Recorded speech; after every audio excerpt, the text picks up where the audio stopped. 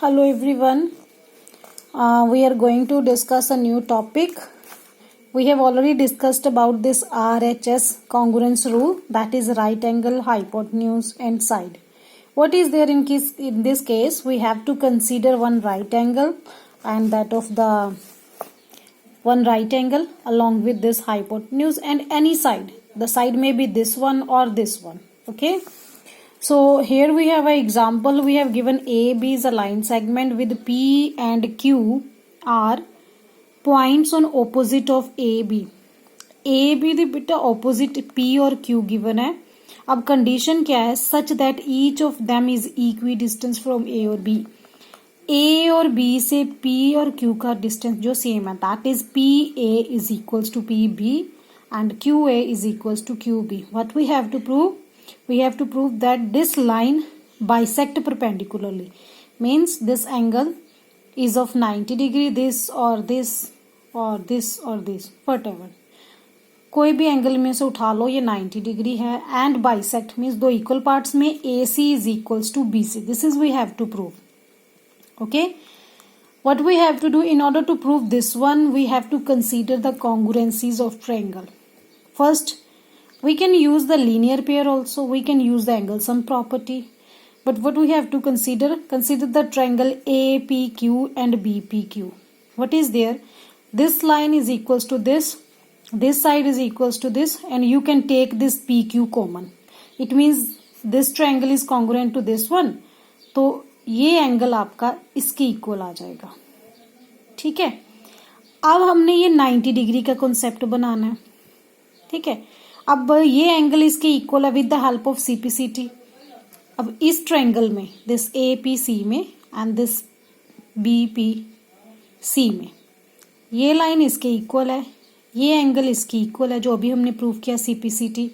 इसके ऑपोजिट ये एंगल है और इसके ऑपोजिट ये एंगल, ये भी आपस में इक्वल. इट मीन्स ये भी कॉन्ग्रुएंट हो गई. अगर ये कॉन्ग्रुएंट हो गई तो ये दोनों आपस में इक्वल है. Can we consider as X and X. हमें पता है ये लीनियर पेयर है. अगर ये दोनों आपस में इक्वल है तो x plus x gives you 180 degree. तो 2x आ जाएगा इज इक्वल्स टू 180 डिग्री. तो x की वैल्यू क्या आ जाएगी?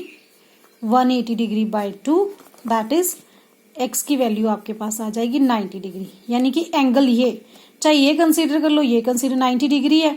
तो अब ये ट्रायंगल इसके कॉन्ग्रुएंट है तो CPCT के accordingly AC is equals to BC. यही हमने इसमें प्रूव करना था. It is given here in the form of method. You can also use with angle 1, angle 2, angle X, whatever is your requirement. Okay, now what is there in the next problem? P is a point equidistant from lines L and M intersecting at point A. L और M lines हैं जो A पे intersect कर रही हैं. अब P एक point है equi distance from two lines. अब ये पॉइंट का इस लाइन से और इस लाइन से जो डिस्टेंस है वो सेम है. It means this one is equals to this one.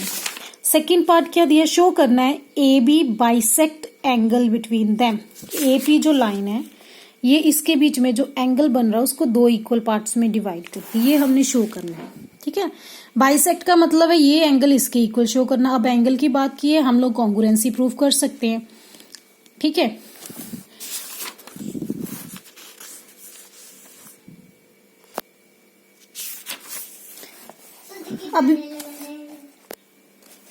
अब यहाँ पे बच्चे हमारे पास ये और ये दोनों इक्वल दिए हुए हैं ना, तो ये लाइन इसके इक्वल है. ये ट्रायंगल एक आप ट्रायंगल कंसीडर करोगे, एक अपर ट्रायंगल एक लोअर ट्रायंगल. ये लाइन इसके इक्वल है, AP कॉमन है. ठीक है. और ये हमने खुद से इमेजिन किया हुआ है कि ये हमने एक परपेंडिकुलर डिस्टेंस लिया है, क्योंकि इक्वल है तो डिस्टेंस परपेंडिकुलर ले रहे हैं. तो ये 90 डिग्री आ जाएगा. अब ये 90 डिग्री आ गया, ये लाइंस इक्वल हो गई, ये कॉमन हो गई. तो बाय CPCT हम लोग राइट एंगल, हाइपोटेन्यूज और साइड के कॉन्सेप्ट से हमने ये प्रूव कर दिया कि ये इक्वल है. अब ये ट्रायंगल्स कॉन्ग्रुएंट, कॉरेस्पॉन्डिंग एंगल्स भी सिमिलर रहेंगे, इक्वल. तो CPCT के थ्रू हमने ये प्रूव कर दिया कि ये जो है वो इक्वल है. ठीक है. इसी के साथ ही हमारी जो एग्जाम्पल्स है वो भी मैच करती हैं. एग्जाम्पल हम नेक्स्ट क्लास में डिस्कस करेंगे.